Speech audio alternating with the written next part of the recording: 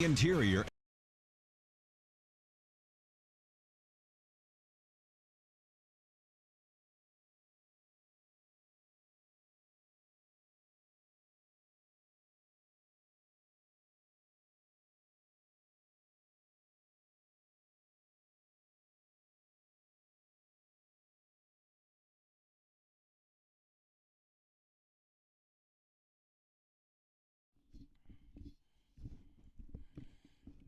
And welcome to Weather and Ag in Focus on this Monday, April 7th, 1:06 in the afternoon. I'm Chief Meteorologist Dean Wysocki, along with our Ag Director, Bridgette Readel. And it's a little cool out there today with temperatures only hovering right around 30 degrees.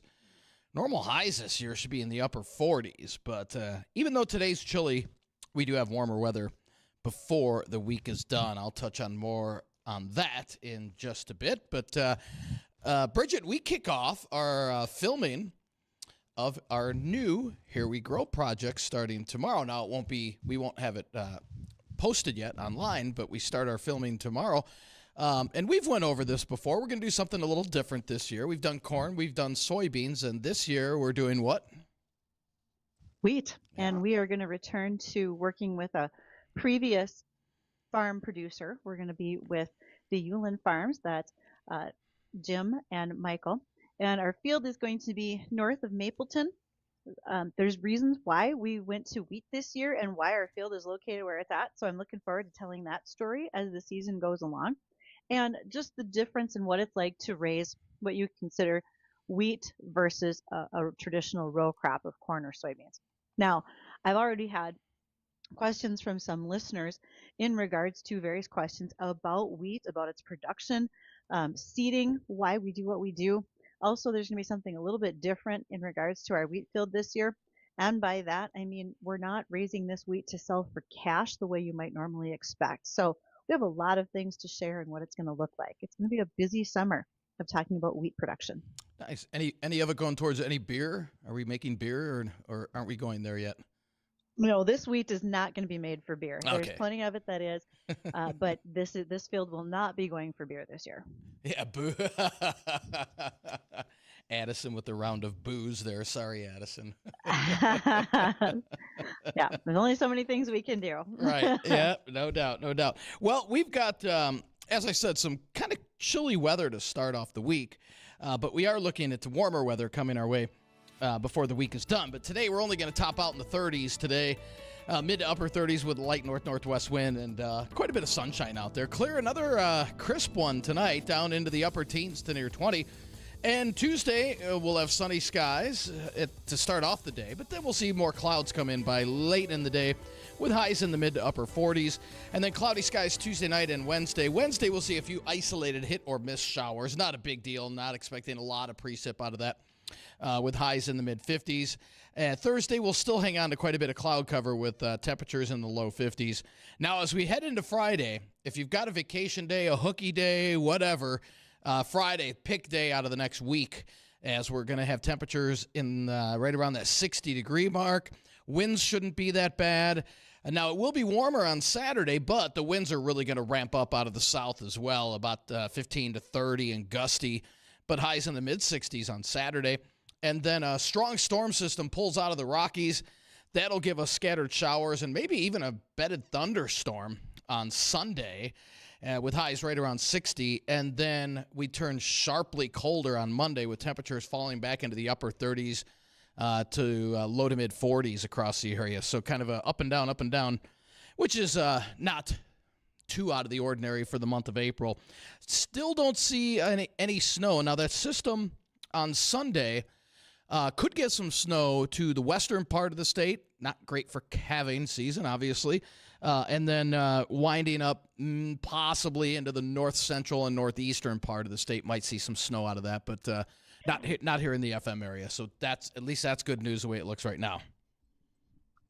Well, we'll take all the weather that we can get that's sunshiny and good. In fact, I was just on a phone call conversation prior to the show today, visiting with some folks down in Missouri, and they were curious, where are you guys at in planting? How soon are you ready to go?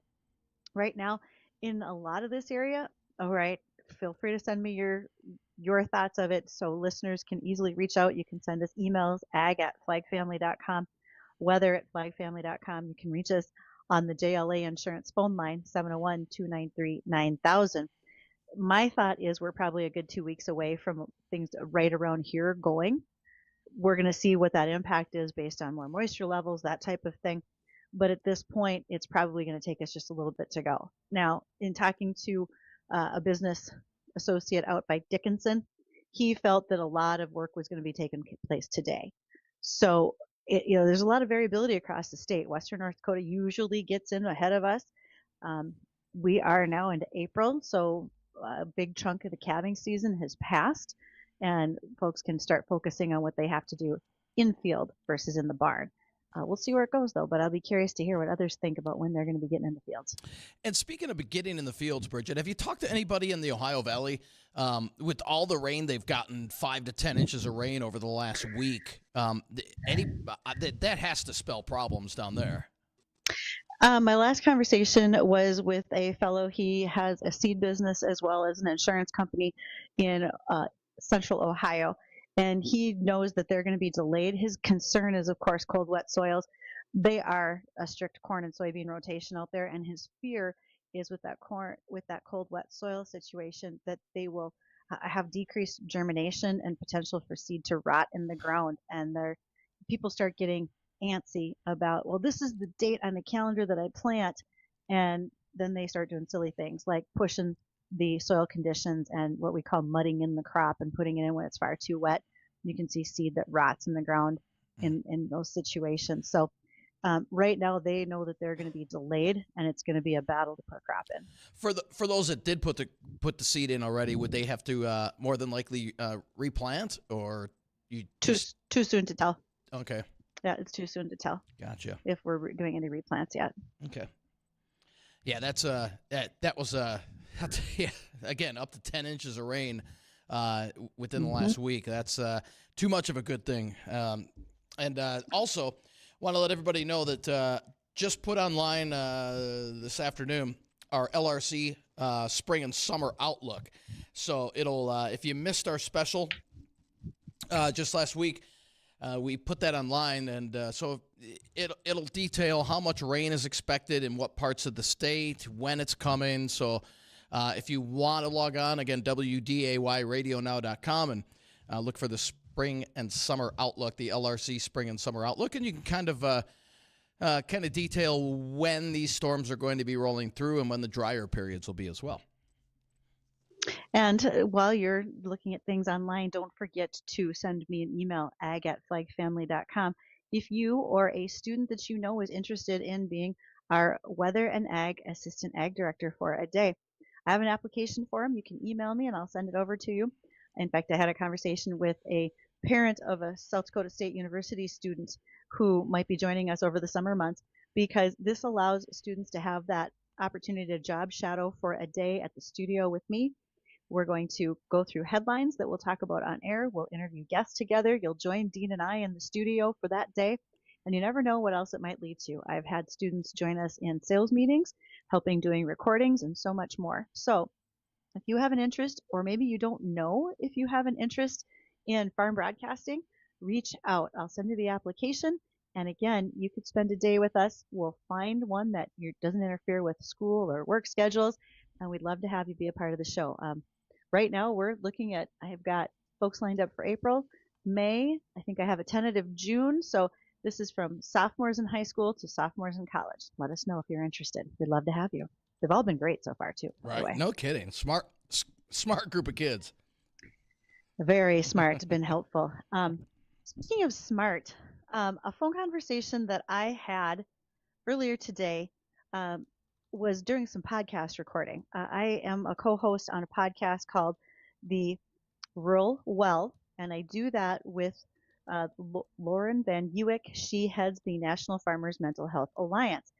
And in our conversation today, we talked about how these meta glasses, so I want you to think about them, they're like the Google glasses that you can almost use them like a smartphone, where you can talk to them and give them commands like you can for Siri. And she said one of the questions that she's been hearing more and more people talk about with these meta glasses is the use by farmers. So I want you to envision that you're in the shop, you're elbow deep in a piece of equipment, you're greasy, you're dirty, and you could have these glasses on and literally say, hey, Meta, take a picture of this part, send it to my local implement dealer and get it ordered, or whatever the case might be. Or you are out with your livestock, maybe you're working with some horses, and you could say, take this video and send it to my veterinarian or to my nutritionalist or whomever it might be. So when you think about it as an application in that respect, very cool. Is it worth the dollars to be spent? Nobody knows yet, but that's just something that came to mind in our discussion, thinking about technology. Boy, and that's really helped our ag community. I mean, from self-automation to, it's just incredible. There's a lot of things that are out there that we don't even know we're going to use yet. Although, all right, this one I'm not so sure about. There is a startup company called Savor, just like you would savor your food. And they have announced the commercial launch of butter made from carbon. What? They don't want to include any plants or animals. Nope. This is a butter replacement. They want to do this to replace palm oil or other widely used fats without the need for conventional agriculture. Now, look, I don't even like margarine, so this is driving me nuts. They will launch with bakeries and restaurants. Again, they want to replace palm oil, which gets used tremendously in goods that we buy, whether it's at restaurants or, again, bakeries, big box stores, etc. And this technology would take carbon dioxide from the air, hydrogen from water molecules to produce the same kind of fat molecules found in milk, cheese, beef, and vegetable oils. That is their plan. And they are saying that the reason to do this, to replace palm oil, is to prevent more deforestation in parts of the world where palm is harvested, so to speak. I have a lot more questions on this one. What would that taste like, first off? Supposedly it's supposed to be a good replacement, but here's the thing. It's kind of like with plant-based meats or lab-grown meats. If you regularly eat good beef or if you regularly consume good butter, you would know the difference. Someone who does not have access to those good quality foods may not know the difference, which is unfortunate. So we'll see how far this goes, but watch for that as a potentially carbon-based butter, but not from carbon of plants, carbon from the air. We'll see where that leads. I'll pass. I'll take the good old-fashioned butter. I think I might too. Yeah. All right. Well, don't pass on joining us after our break. We are going to visit with Houston Dobbins. He is in Texas. He's a rancher down there, been doing some conservation things, and we want to hear about his weather and so much more when we return. We'll be back after the markets.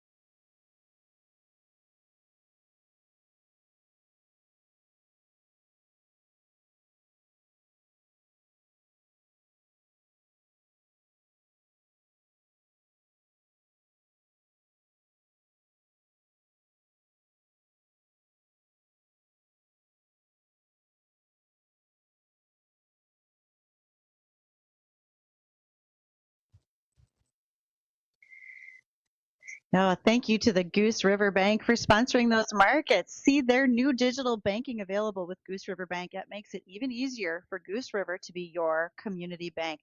They believe a strong bank builds strong communities. And a shout out to listener Josh.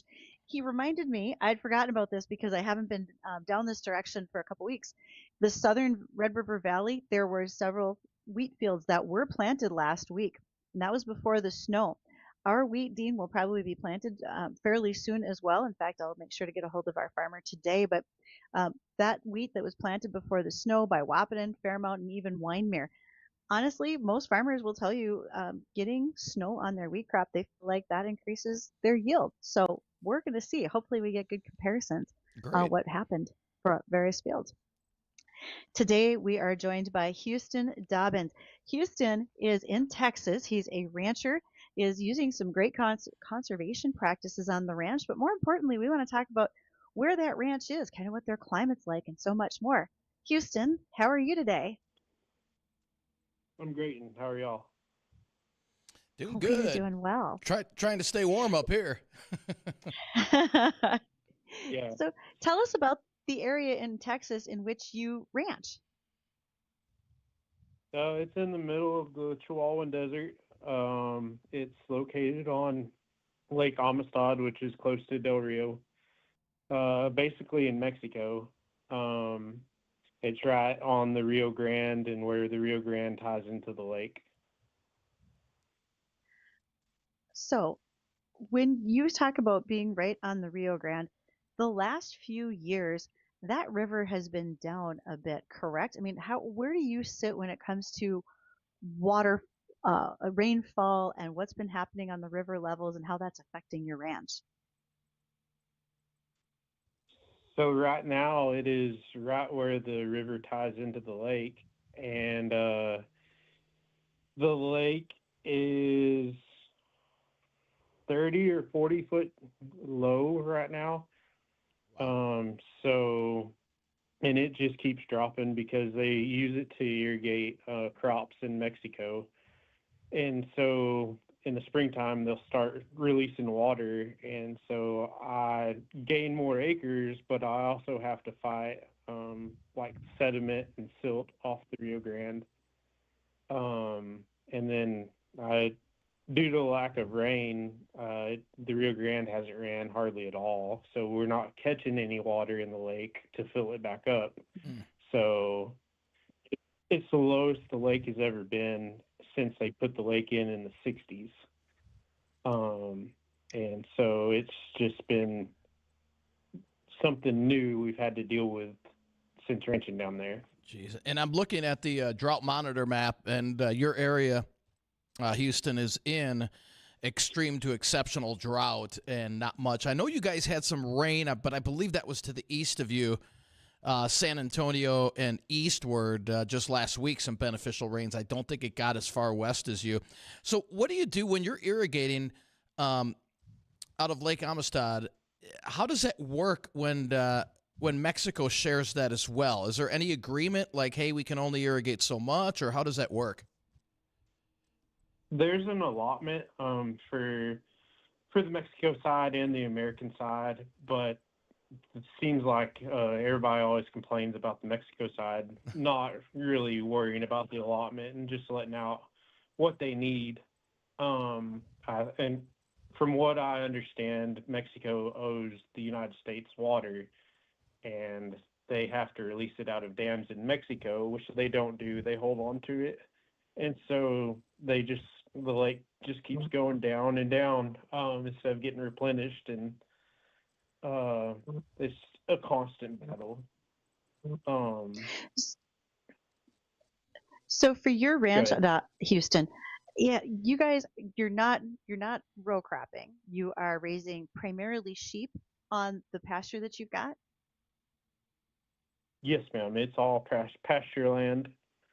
Um, and we did miss that rain last week. We ended up with 2/10 out of it, and that's all we've had for the year. Wow. And last year, all we had was 7 inches for the whole year. And there was 1 or 2 rains that grew some grass, but that was about it for the whole year. So when when you got more rain, what did it look like versus now? I mean, I know you said you're farming in a desert basically, but when you were receiving more regular rainfalls, how thick and lush was that area, or has it always been a tremendously feast or famine? I mean, just give us a picture of how it's changed over your generations there. Um, it hasn't been. I would say that we've been in drought-like conditions since 2017. Um, but prior to this, I don't remember ever fighting it. But I was never the one running the property like I am now, so I didn't pay that much attention to it. But we've been pretty blessed with rains prior to this last year or so. Um, and I've done a bunch of spike work and herbicide work trying to control brush, and the amount of grass that you can grow once you get rid of the brush, it's like the grass takes over and it's like the brush helps fertilize it. So I have a pretty good buffer as far as the grass. Um, there's neighbors around me and they seem to have to feed a lot quicker and are always worrying about when the next rain is, and I've got a pretty good buffer. Okay, you make an excellent point. Some of the things that you have been doing as far as conservation methods really have helped by removing some of that brush in order for the grass to really thrive. When you say you're removing brush, what's being taken out of there? Is this some of the cedar trees, the yucca plants? I mean, what is it that you're removing to give the grass better opportunity? Thankfully, I don't have to fight cedar. It's mainly oh greasewood and mesquites and white Mm-hmm. brush and black brush and sage are kind of the majority of the browse that I have, which is excellent for sheep and goats. And in certain times of the year, they have good protein. But when that's what dominates the range, it doesn't help to it doesn't hurt to thin it out a little, and that's basically what we've done. We've treated about 50% of the ranch for prickly pear and for brush, and it's made a huge difference. Like we used Oh, to run absolutely. 400 head. We used to run 400 head year round in the same pasture, not rotating. And since I've been rotating, I've increased that number to about 600, 700 head, and haven't had an issue as far as having to feed yet. Okay, I'm interested in asking more questions about your rotational grazing and how you're doing that, what it looks like. But we're going to do that after we touch on the news. So when we return, we're going to continue our discussion with Houston Dobbins. He's down in Del Rio, Texas. And don't forget, technology is supposed to help your farm and ranch run smoother, not causing you stress. So check out techsupport.farm. They're here to help online at techsupport.farm. We'll be right back.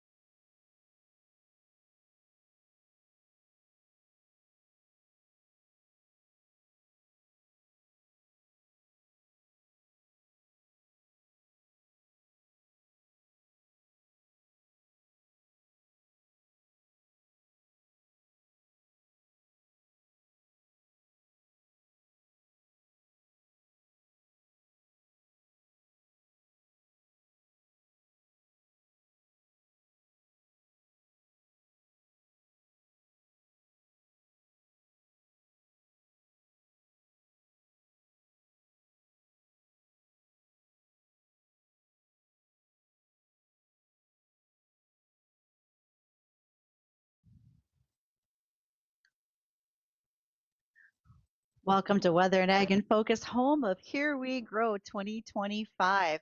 We're going to be raising wheat this year, and thank you to a couple of our sponsors. ND Estate Services, Mark Wagner is happy to visit with you about your transition plan for your farm or home and ranch. And then also Thor Buildings. If you are thinking about doing any building projects this year, make sure you give Thor a call. Our guest today is Houston Dobbins. Houston is with us from West Texas, and we are discussing, well, Southern Texas, I guess, and right along the Rio Grande. And we're talking about some of the conservation methods used on his ranch, some of the changes they've made over the last few years. One of them is rotational grazing for your sheep flock. So, what were you doing before versus what you're doing now with rotational grazing, Houston? My father kept about 100 head in each pasture, and that's where they lived. That was their home. And I took them all and put them in one pasture. The pastures are anywhere from 400 to 1,000 acres. And it just made sense in my mind to go down there and check on one pasture instead of having to check the whole ranch. And whenever you're doing stuff, you're just working in that one pasture. So it's helped us out as far as time management. And then as far as rotating, I try to rotate about every 6 weeks, and then Okay. and then I move them into the best looking pasture. Basically, whatever pasture looks the best, that's what they go in. So by doing that, you're giving that much more time for restorative care on that particular pasture so the grass can rebound, you might say, correct? Yes, ma'am. Yeah, it's anywhere from 3 to 4 months before I'm back into the pasture. So You I mentioned the think it dad gives kept me the whole plenty of herd time. together. Oh, go ahead. What'd you say? So when your dad had them, you were all in one pasture. What did you have to change? Anything structure or facility wise before you moved to more of a rotational methodology? I'm slowly adding fences and busting up the big pastures into. I'm trying to get about 500 acres per pasture, just to make it more manageable for a couple people to go round up and move them to a different pasture. I think it just make it easier to keep eyes on things if they're in smaller pastures.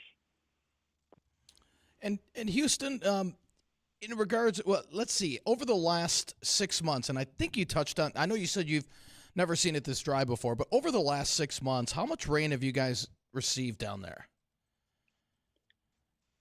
2 tenths. Over the last Yeah. 6 months.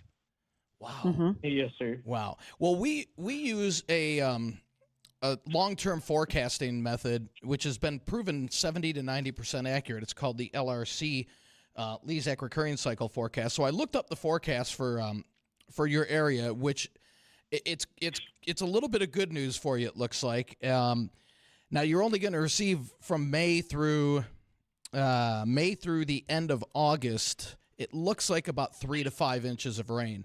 I'm sure some of that is going to be coming with some tropical storms, remnants of that coming off of the Gulf. But at least it looks like anywhere between 3 and 5 inches for from May through the end of August. Now, you said the USDA helps you guys out. Is that correct? Yes, sir. Okay. Now, in regards to, I know you were saying when it comes to irrigating out of the lake, only so much is supposed to be taken from both sides, from Mexico and from the U.S. side. Can the USDA, and this is an email question from one of our listeners, can the USDA do anything to prevent Mexico from basically taking more than their allotted amount? From my understanding, no. I think that they use their hydroelectricity, the dam to produce electricity, as an excuse to release water, and that they need that water downstream, or else the farmers, are I think this year they're going to have to cut back, but I'm unsure on that. Okay.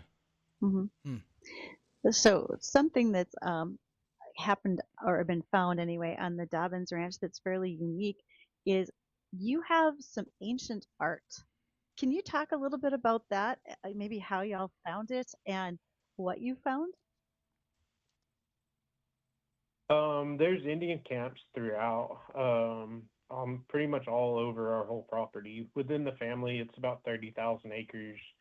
That was split up when my grandmother, between my grandmother's siblings, and then Hmm. on our far west side, we have Seminole Canyon, which is a state park and one of the biggest shelters in this part of the world that they take tours down into. That was once a part of our family property, um, and then we've got several shelters that still have Indian paintings that are private. Um, I, my mom's cousin started a school where they go and research the shelters to see how much they're deteriorating, and they take photos of them and 3D models of them and study them and try to date back as far as they can. It's pretty interesting stuff that they find. So, all right, these have been studied and looked at. Are they protected? Are they kept out of the elements? Kind of what does that look like where your ranch is at? And are you mentioned, people studying those. How are they getting to them? Is that a regular part of what you do on the ranch? Is making sure you get people to the right place to take a look at them? The school, it's a nonprofit, and they take people on tours, and they're the ones that are studying them. I don't know if there's a way to protect them. I know that I don't know of anything that has been done. Um, I know that just in my lifetime, I've seen them fade quite a bit because of sun and Okay. wind erosion and water. But throughout this whole area, there's tons and tons of caves with Indian paintings and old campsites. How old are they? Have they been dated?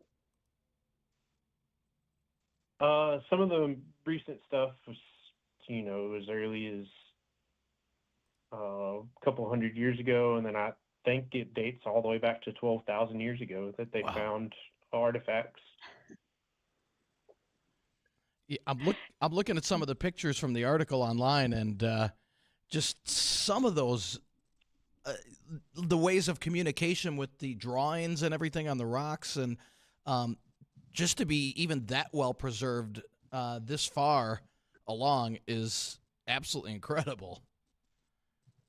Yeah, it's pretty neat, the Wow. history that's there. And if we could only hear the stories behind them, Right. it'd be really neat. Right. And Houston, we've got an email question from one of our listeners asking with the ranch on the right on the Rio Grande, is there a problem with illegal crossings? And if there is, how do you handle it? Um, we've been pretty blessed that a majority of the traffic has been east of us, east of Del Rio. I've got a lot of cell cameras, and so I keep a constant eye. And when groups do go by, I send them into the Border Patrol. And Hmm. for the last administration, they were letting them get all the way to the highway and really weren't doing anything about them until, you know, they're doing it the easiest way possible. But since the last election, we haven't had hardly any groups come through the Border Patrol. We talked to them at the store, and they're bored. They said that it slowed down so much that they hadn't caught anything the whole last month. But we have had trouble with break-ins and graffiti, and one guy stole a four-wheeler one day. It's always interesting. Hmm. Yeah, you live in a part of the world that is very different from ours. And so I appreciate you taking the time to talk about that in quite a few ways. One last question for you, Houston.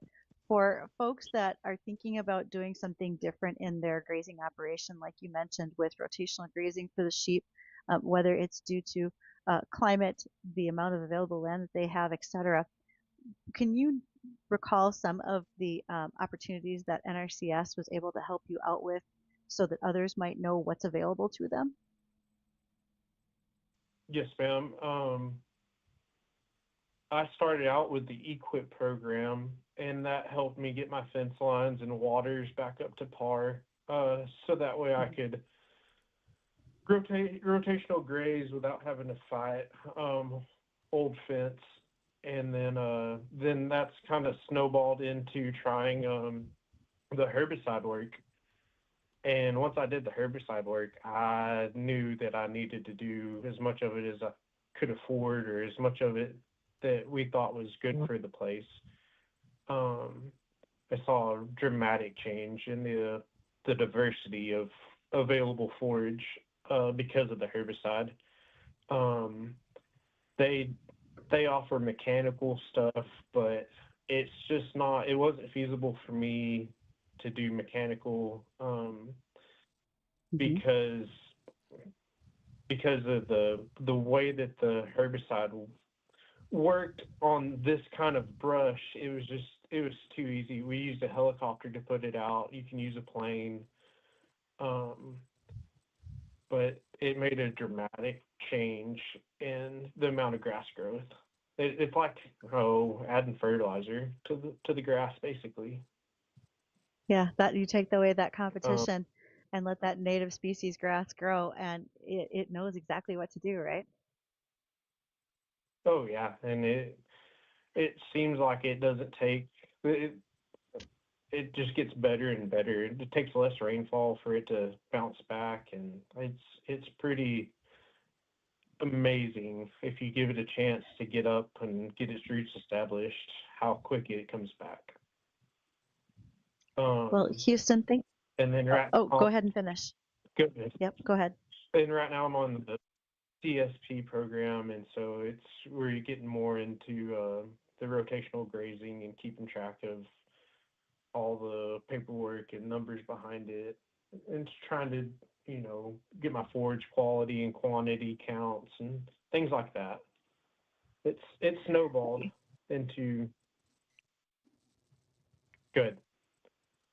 You have certainly expanded into an area of success because you were able to utilize those types of programs, and they are out there for a variety of things, and we're glad that they do exist through USDA and RCS. So, Houston, thanks for taking the time to join us today. Really do appreciate you doing that because I know it's plenty busy days this time of year, but thank you. Yes, ma'am. I enjoyed it. Thank y'all. Thanks, Houston. All right. Well, when we come back, we're going to have another look at a warming forecast, thankfully. And how about our chances for rain over the next week? We'll detail on that and a couple more ag topics when we come back. Don't go anywhere.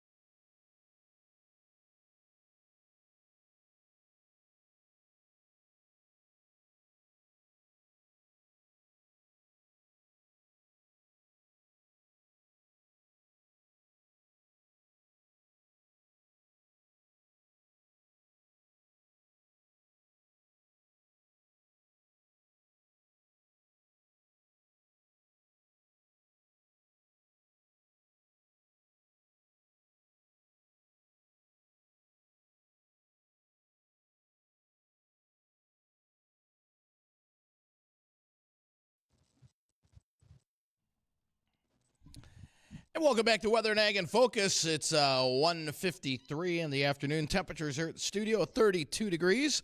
A little chilly for this time of the year. We should normally be in the upper 40s for daytime highs. Not going to quite make it there today. We'll be stuck in the 30s. But there is warmer weather ahead as we head towards the end of the week. A little bit of rain mixed in midweek. Not much, but a weak system will ride through the area. But by Friday, that's a pick day, I'd say, out of the next week or so, as temperatures rise up to 60, plenty of sunshine, not a lot of wind. A little warmer on Saturday, but it's going to be a windy one out of the south as a strong storm system rides out of the Rockies. That will give us a better chance of showers, maybe even some thunder showers on Sunday, while the western part of the state gets snow and wind out of that. So that'll be an interesting kind of spring storm to keep an eye on Sunday and on into Monday as well. So, yeah, Friday's a nice day to end the week on a nice mild note. One of the best days out of the next 7 or so. A good day to, like I said, play hooky, get around to golfing, enjoy it. I'll be here though. I won't be able to play hooky on Friday. Yeah, we'll see what Friday has to bring for us, but looking forward to seeing that nicer weather should it arrive. I mean, there's plenty of things to do. Folks are already thinking about their gardening. There's the wives' tale that you plant your potatoes on Good Friday, so that's coming very soon. We'll see if folks are stepping up to do that or not, what that looks like. So the National Pork Producers Council is pleased to announce that they have had the successful renewal of registration of over 300 different U.S. pork products and cold storage facilities that can export to China. Now, one of the things is for folks to note is that China does become a huge importer of U.S. pork products. And really, when we are doing this, that means that we're going to be tapping into a 1.4 billion person population over in China. U.S. Department of Agriculture and the U.S. Trade Representatives say that really this is a great time for us to continue to send things over there that we don't always love here in this country. A lot of the offal from pork, such as tongue, kidney, liver, etc., things that we don't necessarily eat in this country, but are certainly better received in other places like China and Asia. And so one of the things to remember is that export accounts, particularly for China, is more than 25% of U.S. pork production, and it supports more than 140,000 jobs totally, and that's also translates to $8.6 billion worth of pork products. What will change in light of tariffs? Because that seems to change every day, I think we stay and watch what it looks like. But for right now, it's a win that we can continue to export pork whenever possible. Now, when it comes to beef prices, the question I think I get asked the most is, will beef prices be coming down anytime soon? Here we are on the cusp of the summer grilling season. I think we can all understand that no, it's probably not going to come down real soon because demand is high. But also, Bureau of Labor Statistics says the inflation rate right now that's measuring where we're at for beef prices is up 2.2% month over month, but also 7.6% year over year. So just inflationary price on beef is up. What's going on in the beef market? Well, we are at the lowest number of beef head in our herd since 1965. And so we have a tight supply driven by very consistent consumer demand. We do import some beef products from Mexico and Canada. There's some Alberta feedlots that we bring animals down from for slaughter. Also, there's a move to see slightly lighter cattle being slaughtered in order to get them moved through the system faster. So you might not be getting as many pounds of hamburger per carcass, or you might not be getting as big of a ribeye or along those lines as you had been before, because we're trying to get more product into the marketplace. And there's all sorts of angst that goes along with whether or not we're importing. The bottom line is right now where we're at for supply, we just need more beef than we're completely raising here in the U.S. That's one outlook on it. It's not quite that easy. If you have a place where you're buying beef locally because you've made a great commitment to a rancher or a butcher shop, good for you. Hang on to that, because when meat prices and the supply tightens, prices go up like we've seen since the pandemic. It's good to have a source. You should always know a guy and be ready to get beef or other beef products, pork, etc., in other places as well. Always be prepared, so to speak. Absolutely. And we got about a minute or so left, so I'm going to run down the forecast real quick here. As we head into tonight, Sure. we're looking at clear skies, and it's going to be another cold one with lows near 20, light winds, so a sunny start to the day tomorrow. Highs in the upper 40s, and we'll stay in the 50s Wednesday and Thursday. Slight chance of showers on Wednesday. Nothing widespread, though. And then, like I said earlier, the pick day of the week is Friday. Sunny and 60. Looking nice. So for Bridgette, myself, want to thank you for joining us here on Weather and Ag in Focus. Don't go anywhere. The Jay Thomas Show is coming up next.